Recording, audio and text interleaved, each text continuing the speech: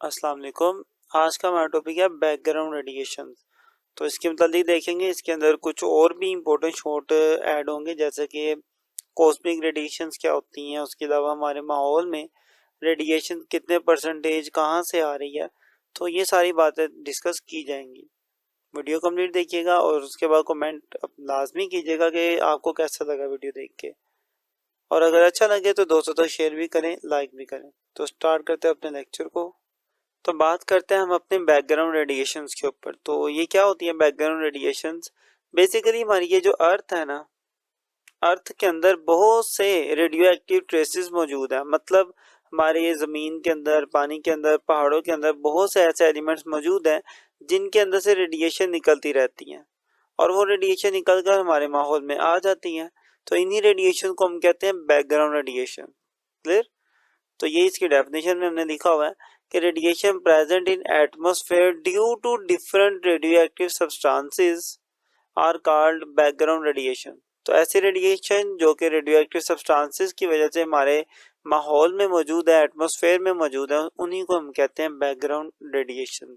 Everywhere in the rocks, soil, water and air of our planet are traces of radioactive elements. के हमारी इस planet के अर्थ में हर जगह, पहाड़ हो, पत्थर हो, पानी हो, मिट्टी हो, हवा हो, उसके अंदर ऐसे एलिमेंट जरूर मौजूद होते हैं जिनमें से रेडिएशन निकलती हैं। क्लियर? और उन्हीं रेडिएशन की वजह से ये क्या रेडिएशन हमारे माहौल में आ जाती है, जिनको हम कहते हैं बैकग्राउंड रेडिएशन। तो यहाँ तक बैकग्राउंड रेडिएशन की बात होगी। नेक्स्ट बात करते हैं हम अपनी कॉस्मिक रेडिएशन के ऊपर कि कॉस्मिक रेडिएशन कौन सी होती हैं। हमारी अर्थ के अंदर एक तो वो रेडिएशन मौजूद है जो कि इसके अपने ही एलिमेंट्स की वजह से माहौल में एंटर हुई, लेकिन इसके अलावा भी बहुत सी रेडिएशन है जो स्पेस से आती हैं। जैसे सूरज से रोशनी आ रही है ज़मीन तक, इसके साथ साथ हमारी ज़मीन में बहुत सी रेडिएशन भी स्पेस से आ रही होती हैं। तो उन रेडिएशन को हम कहते हैं कॉस्मिक रेडिएशन। तो ये इसकी डेफिनेशन है। The earth and all living things on it also receive radiation from outer space.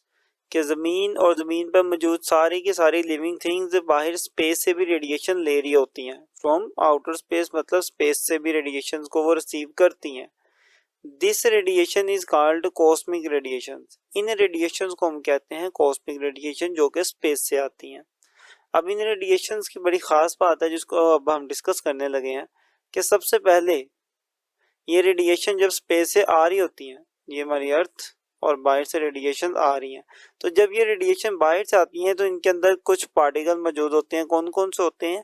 इनके अंदर प्रोटॉन मौजूद होते हैं, इनके अंदर इलेक्ट्रॉन्स होते हैं, इनके अंदर अल्फा पार्टिकल्स होते हैं, और इनके अंदर कुछ लार्ज न्यूक्लियाई होते हैं। मतलब प्रोटॉन्स और न्यूट्रॉन्स काफ़ी ज़्यादा मिकदार में इकट्ठे होते हैं और उनको हम कहते हैं लार्ज न्यूक्लियाई। ये सब कुछ हमारे अर्थ पर आउटर स्पेस से आ रहा होता है। तो जब ये सारे पार्टिकल्स आउटर स्पेस से आते हैं तो हमारे एटमॉस्फेयर के अंदर जो एटम मौजूद है, हवा के अंदर गैसेस जो मौजूद है, उनके साथ ये रिएक्ट करते हैं। तो रिएक्शन करके कुछ नए एटम्स, नए एलिमेंट्स बना देते हैं। तो ये सारे के सारे क्या करते हैं? ये इंटरेक्ट करते हैं, interact with atoms in the atmosphere. Atmosphere के अंदर जो एटम मौजूद है ये उनके साथ इंटरेक्ट करते हैं, रिएक्शंस करते हैं, जिसके नतीजे में मजीद कुछ नई रेडिएशंस प्रोड्यूस होती हैं। उनमें क्या क्या मौजूद होता है? उनके अंदर एक्सरेज मौजूद होती हैं, म्यून्स मौजूद होते हैं। अब ये म्यून्स क्या हैं? बेसिकली एक एटम के अंदर इलेक्ट्रॉन, प्रोटॉन, न्यूट्रॉन्स के अलावा भी बहुत से पार्टिकल्स होते हैं। तो उन बहुत से पार्टिकल में से एक पार्टिकल का नाम है म्यून्स। ये तकरीबन इलेक्ट्रॉन के जैसा होता है, इसके ऊपर भी नेगेटिव चार्ज होता है और ये अनस्टेबल होता है। ये टूट कर किस में कन्वर्ट होता है? इलेक्ट्रॉन में कन्वर्ट हो जाता है।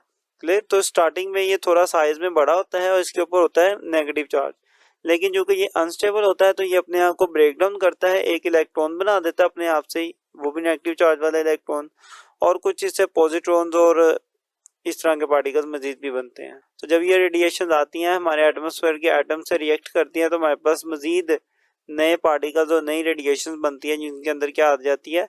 एक्सरेज आते हैं, म्यून्स बनते हैं, प्रोटॉन्स बनते हैं, अल्फा पार्टिकल्स बनते हैं, इलेक्ट्रॉन्स बनते हैं और न्यूट्रॉन्स बनते हैं।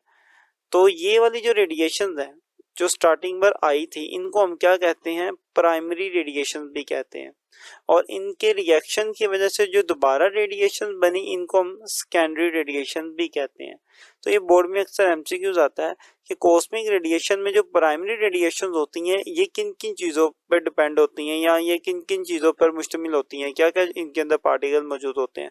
तो आप ये सारे पार्टिकल लिख देंगे। इसी तरीके से ये भी पूछा जाता है कि सेकेंडरी रेडिएशन की क्या कंपोजिशन है, इनके अंदर कौन कौन सी चीज़ें मौजूद होती हैं। तो आप इनके अंदर ये सारे पार्टिकल और रेडिएशंस के नाम लिख देंगे। अब एक ग्राफ है जो कि आपकी बुक में साइड पे बना हुआ है, इसको समझना जरूरी है एज एमसीक्यूज भी, और ये एक इम्पोर्टेंट इन्फॉर्मेशन है। ये हमारे पास ये जो दरमियान में सर्कल है, आप इसको अपने पूरी अर्थ का एटमॉस्फेयर समझ लें। हमने अपने पूरी अर्थ के एटमॉस्फेयर को डिवाइड किया हुआ है परसेंटेज के अकॉर्डिंगली कि हमारे एटमॉस्फेयर में जो रेडिएशन मौजूद है कहाँ से ज़्यादा आ रही है। सबसे पहले देखा जाए 57% रेडिएशन मौजूद है हमारे एटमॉस्फेयर में, वो कहाँ से आती हैं? वो natural radio activity in rocks and soil कि वो एलिमेंट जो कि हमारी ज़मीन के अंदर और पहाड़ों के अंदर मौजूद है, उनमें से जो रेडिएशन निकलती है वो रेडिएशन सबसे ज़्यादा हमारे एटमॉस्फेयर में मौजूद है। उसके अलावा हमारे एटमॉस्फेयर में 21% कॉस्मिक रेडिएशन मौजूद है, यानी कि 21% कहाँ से आ रही है रेडिएशन? बाहर स्पेस में से आ रही है। और जो 20% है ये रेडॉन गैस की वजह से आ रही है। तो आपको ये चीज़ शायद पता हो कि हमारे इस एटमॉस्फेयर के अंदर रेडॉन गैस भी मौजूद है। जैसे ऑक्सीजन मौजूद है, नाइट्रोजन मौजूद है, उसी तरीके से रेडॉन भी मौजूद है। अब रेडॉन रेडियो एक्टिव गैस है तो उसमें से भी रेडिएशन निकलती है। तो हमारे पूरे एटमॉस्फेयर में 20% सिर्फ और सिर्फ इन रेडॉन गैस में से ही आ रहा है। और ये जो 2% फॉल आउट का मतलब है कि ये 2% रेडिएशन हमारी अपनी हरकतों की वजह से आई हैं। मतलब जो हम एटमी रिएक्शंस करवाते हैं, एटमी धमाके करवा रहे हैं, इंडस्ट्री मौजूद है, या जो भी हम इलेक्ट्रिसिटी प्रोड्यूस कर रहे हैं फिशन फ्यूजन रिएक्शन से, तो इन सब एक्टिविटीज़ की वजह से भी रेडिएशन आएंगे। लेकिन ये बहुत कम है, सिर्फ 2% है जो कि हमारी खुद की वजह से एटमॉस्फेयर में एंटर हुई है। अदरवाइज एटमॉस्फेयर में पहले से बहुत ज़्यादा रेडिएशन मौजूद है। और कहाँ से सबसे ज़्यादा आ रही है? 57% हमारी अर्थ में ऑलरेडी हमारी ज़मीन और रॉक्स के अंदर जो एलिमेंट्स हैं उनकी वजह से आ रही हैं। तो ये सारा ग्राफ आपको पता होना चाहिए था कि कहाँ से कितनी परसेंटेज के अकॉर्डिंगली रेडिएशन हमारे माहौल में एंटर हो रही है।